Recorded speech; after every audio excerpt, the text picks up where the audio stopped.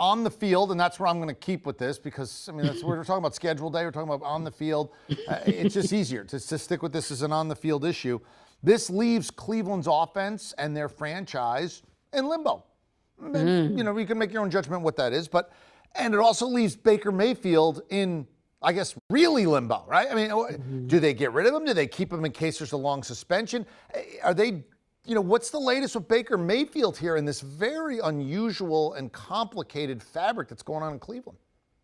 Really, really great question. So just going back to the owners' meetings in West Palm Beach, I had heard that the Browns were budgeted to have Baker Mayfield on the roster.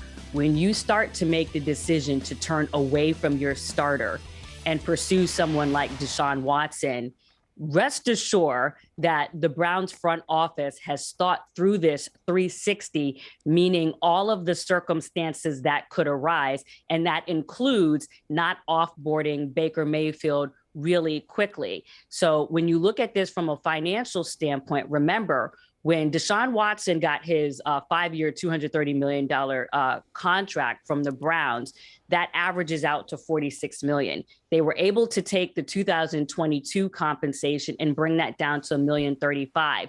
So that's what he is for 2022.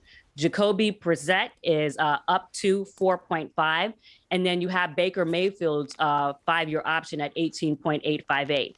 So they can work this through if need be. And I also expect Baker Mayfield to be a professional with the situation should he have to come in, because really, as a source told me, he doesn't have a choice. And I believe that he understands that, let alone that's what he should be doing, to begin with.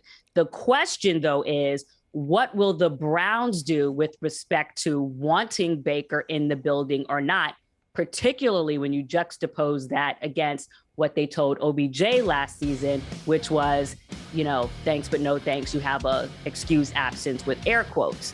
So it'll be interesting to hear. And the information that I have is that, my understanding is that Baker is okay. And obviously these things are fluid with coming in. Won't get too much more into that. So my question for the Browns would be, what is their feeling? How do they feel about him being in the building or not? Do you want a sports network that delivers everything that matters about the game? The highlights, the picks, the instant analysis, no yelling, no fake debates, no politics. Hit the subscribe button and never miss a moment.